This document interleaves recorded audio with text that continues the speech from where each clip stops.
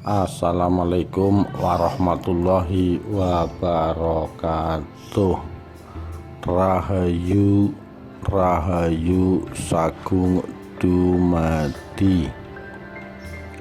Karomah Pangeran Purbaya, putra Sultan Agung saat syiar Islam di Tegal.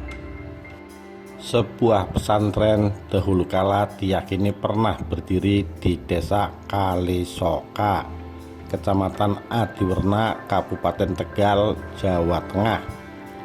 Pesantren inilah yang menjadi cikal bakal dan pusat penyebaran Islam di Tegal hingga daerah lain di sekitarnya. Tak jauh dari pesantren tersebut terdapat sebuah masjid yang terbuat dari kayu jati.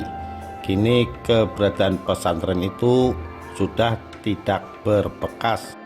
Hanya bangunan masjid yang masih kokoh berdiri dengan beberapa bagian bangunan yang masih asli dan digunakan masyarakat setempat untuk beribadah. Di masjid inilah jejak Pangeran Purbaya, pendiri pesantren, masih bisa dijumpai. Pangeran Purbaya adalah salah satu putra dari Sultan Agung Raja Mataram yang berpusat di Yogyakarta. Pangeran Purbaya diyakini pernah hidup di Kalisoka untuk menyiarkan Islam hingga akhir hayatnya. Sosoknya juga dipercaya sebagai seorang wali yang memiliki karomah atau kesaktian yang bersumber dari Allah Ta'ala. Di Kalisoka, Pangeran Purbaya mendirikan masjid dan pesantren untuk mendukung kegiatan syiarnya. Di masjid dan pesantren itu rutin digelar pengajian untuk masyarakat. Keberadaan masjid dan pesantren itu membuat desa Kalisoka juga dikenal dengan nama Kalisoka Pesantren. Pangeran Purbaya wafat dan dimakamkan di Kalisoka. Kini makamnya masih diziarahi puluhan ribu orang setiap malam Jumat Kliwon untuk berdoa dan ngalap atau minta berkah. Para peziarah datang dari berbagai daerah di tanah air. Juru kunci makam Pangeran Purbaya, Ahmad Hasan Ali Sosrodiharjo, 63 tahun, menjelaskan kedatangan Pangeran Purbaya ke Kalisoka bermula ketika dia menyanggupi tantangan ayahnya untuk menangkap Pasingsingan, orang Buddha dari Jawa Barat. Raja Mataram mengeluarkan perintah penangkapan karena Pasingsingan dianggap mengganggu ketentraman keraton. Pada saat itu di keraton, keluarga besar Mataram mau makan dan diganggu oleh Pasingsingan dari luar keraton dengan kesaktiannya. Semua makanan dibuat hilang. Kanjeng Sultan Agung marah besar. Lalu beliau mengumpulkan putra-putrinya dan bertanya siapa yang bisa menangkap Pasingsingan. Yang mengangkat tangan Pangeran Purbaya. Ujarnya beberapa waktu lalu seperti dikutip dari koran Sindo. Masih berdasarkan versi cerita yang didengar Ahmad, leluhurnya yang juga menjadi juru kunci, Pangeran Purbaya dengan nama samaran Ki Jaduk Silarong kemudian berangkat ke arah utara untuk menangkap Pasingsingan dengan membawa 2 batalion pasukan keraton.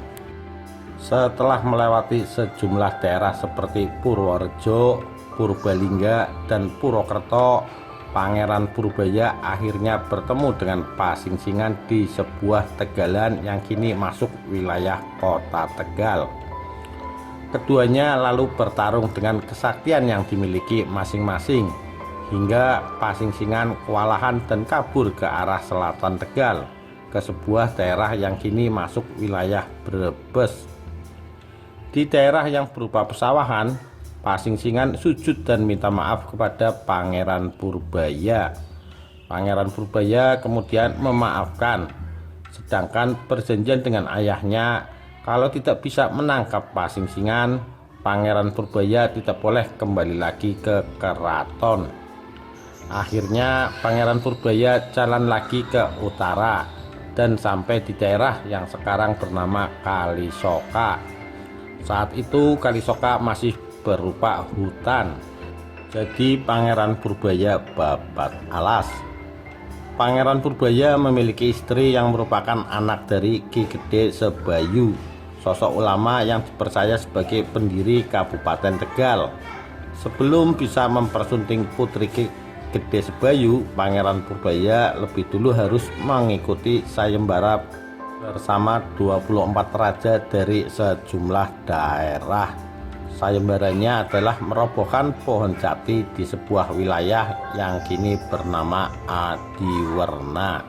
Sayembaranya merobohkan pohon jati tanpa alat, tangan kosong. Ternyata yang 24 orang enggak mampu. Yang mampu hanya Pangeran Purbaya. Akhirnya Pangeran Purbaya dinikahkan dengan putri Ki Gede Sebayu oleh Anggawono, putra Ki Gede Sebayu yang lain. Menurut Ahmad, pohon jati yang berhasil dirobohkan dengan cara ditendang itu kemudian diminta Anggawono untuk dibawa Pangeran Purbaya ke Kalisoka, dan kayunya digunakan untuk membangun masjid. Jadi masjid peninggalan Pangeran Purbaya terbuat dari jati yang digunakan dalam sayembara. Jati itu sangat besar. Tidak ada yang tahu bagaimana Pangeran Purbaya membawanya ke sini. Ahmad mengatakan, dalam proses pembangunan masjid, Pangeran Purbaya juga berhubungan dengan Wali Songo. Bahkan dia meyakini Pangeran Purbaya adalah wali ke-9. Pangeran Purbaya itu wali yang ke-9 dengan nama Sayyid Syekh Abdul Ghaffar Assegaf. Selain makam Pangeran Purbaya, di dalam kompleks pemakaman juga terdapat makam sejumlah keturunan dan murid Pangeran Purbaya dari Brebes, Tegal, dan Pemalang. Pangeran Purbaya sendiri memiliki 6 anak, namun tidak seluruhnya terlacak jejaknya. Anak-anaknya bernama Ki Ageng Umar, Ramidin, Hanafi, Hasan Mukmin, Kyai Abdul Goni, dan Kyai Basar. Demikian kisah karomah Pangeran Purbaya, putra Sultan Agung saat syiar Islam di daerah Tegal. Sekian, terima kasih. Wassalamualaikum warahmatullahi wabarakatuh. Rahayu, Rahayu Sagung Dumadi.